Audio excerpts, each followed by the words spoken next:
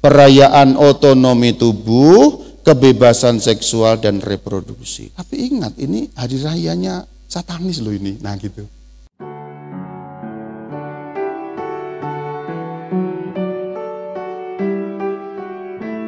Upacaranya apa? Mereka punya upacara atau ritual, menarik sekali.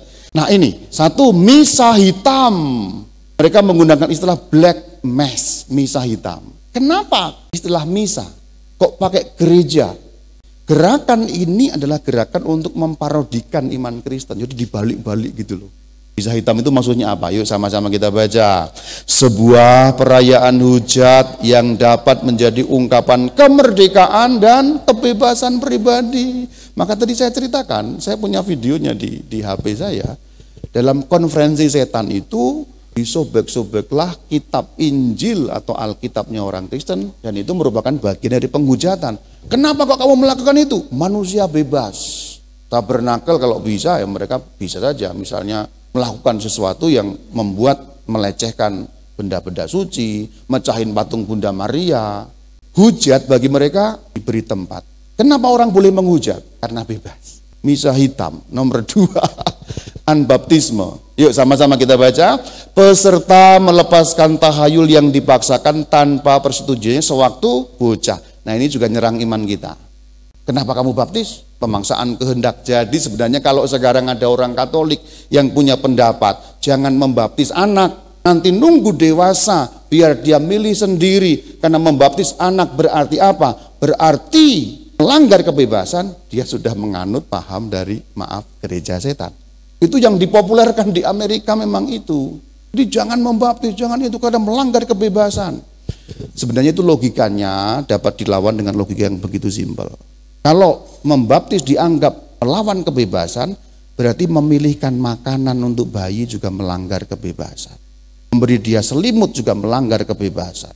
Memberi dia susu juga melanggar kebebasan. Kalau begitu harusnya bayi itu ditaruh di halaman, di situ dikasih makanan dan apa biar milih sendiri, modar-modaro situ gitu. Ini kan sebenarnya pemahaman yang sepertinya benar tapi malah tidak rasional gitu. Kita membaptiskan anak, kita memilihkan apa yang baik untuk anak, baik yang material, menyusui, makanan, maupun yang spiritual kan gitu.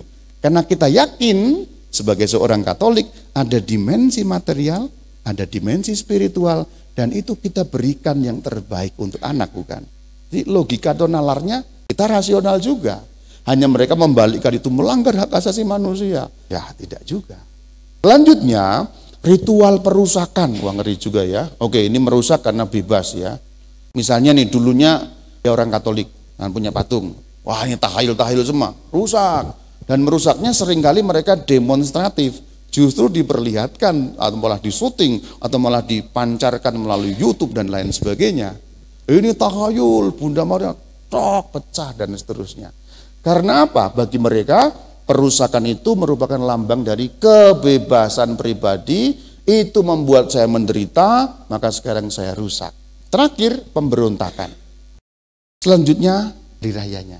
Oke, yang menarik di sini adalah ini Lupercalia saya lewatkan. Tapi kalau kita baca juga baguslah ini Lupercalia ini. Perayaannya apa sih? Baca bagian kuning paling bawah. Perayaan otonomi tubuh, kebebasan seksual dan reproduksi. Jadi paham-paham mengenai kebebasan seksual itu juga mereka rayakan. Kenapa sih? Kembali kepada soal diri. Manusia bebas. Tidak ada yang tidak boleh. Apapun boleh kalau kamu bisa melakukannya. Asik nih, ini asik. Ini bukan saya loh. Ini semua saya ambil sekali lagi dari situs resmi mereka. Jadi saya bukan sedang mengatakan sesuatu tentang mereka, tapi mereka yang berkata sesuatu tentang mereka sendiri. Saya hanya menerjemahkan dan menyampaikan. Halloween, jadi hati-hati. Uniknya memang kita sekarang di sini kemudian ini agak-agak dirayakan ya. Padahal Halloween itu sebuah hujat sebenarnya. 1 November apa? Hari raya semua orang kudus. Dalam tradisi gereja Katolik orang kudus biasa digambarkan ada halo. Halo itu lingkaran kekudusan. Nah ini halo if malam orang-orang kudus tapi dalam bentuk yang diparodikan. Maka yang muncul bukan orang-orang kudus tapi demit. Jadi kalau Halloween itu berdandan dengan dandanan demit. Jadi kalau kamu malamnya ini merayakan Halloween, besok orang Katolik merayakan Hari Raya Orang Kudus, ini Orang Kudus kami, hihihi. Nah gitu. Sayangnya adalah sudah masuk ke dalam kultur Amerika. Tanpa sadar, ini sebenarnya hujat terhadap perayaan Katolik 1 November. Yuk kita baca. Hari raya untuk merayakan kenikmatan dan memeluk kegelapan dan keindahannya. Jadi bagi mereka, kegelapan itu indah. Bagi mereka dunia gelap itu indah. Mari kita rayakan. Karena besok orang Katolik merayakan santo-santo yang dianggap kudus, bersinar, terang, penuh kemuliaan. Kita rayakan kebalikannya. Kita rayakan kegelapan yang melawan terang. Kira-kira gitu. Kalau kita baca sejarahnya dan kultur Amerika dan dibawa ke sini tersebar ke seluruh dunia. Seperti hanya lucu-lucuan kan. Sepertinya hanya lucu-lucuan, tetapi itu merasuk gitu loh. Ah ini kan lucu-lucuan aja Romo gitu. Tapi ingat ini hari rayanya satanis loh ini. Nah gitu. Mau seorang Katolik merayakan hari rayanya satanis yang jelas-jelas memparodikan dan menyerang iman Kristen. Lucu kan? Kita merayakan hari raya musuh kita gitu. Wah, akhirnya malaikat Mikael kalah, hidup setan gitu. Lucu kan? Lucu sebenarnya. Nah terakhir Sol Invictus. Nah ini yang mereka promosikan adalah 25 Desember itu dulunya hari raya orang kafir yang diambil alih oleh gereja Katolik untuk dijadikan hari raya Yesus Kristus. Jadi mereka merayakan Sol Invictus. Jadi kalau kita 25 Desember Natalan, orang-orang satanis itu merayakan hari raya yang sama, tanggal yang sama. Dengan membuat klaim orang Katolik nyolong hari raya kami. Ini dulu sudah ada pada zaman Romawi. Kami merayakan Sol Invictus. Kamu curi hingga kamu cap sebagai hari raya kelahiran Kristus. Kira-kira gitu klaimnya. Maka kalau kamu di internet mungkin setiap menjelang Desember ada serangan Yesus tidak lahir 25 Desember apa dan sebagainya.